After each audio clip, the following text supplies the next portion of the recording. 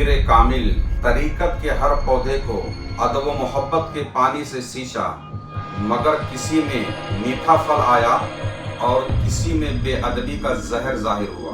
जानते हैं क्यों? ऐसा क्यों? उसकी वजह कि एक तुख़्म मेवा था और एक तुख़्म जहर, यानी एक मीठे फल का बीज था और एक जहरीले पौधे का बीज।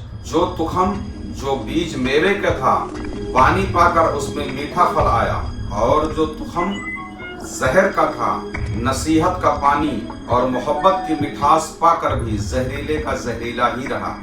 मेवे का तुख़्म नसीहत का पानी पाकर के उसमें आजिज़ी का तना और खुलूस का फूल और मोहब्बत का फल आया, मगर जहरीला बीज होने की वजह से नसीहत का पानी पाकर भी उसमें तकब्बुर का तना आया, साजिश की टहनी उगी और ख्वाहिशात का पत्ता और उससे बेअदबी का फल जाहिर हुआ।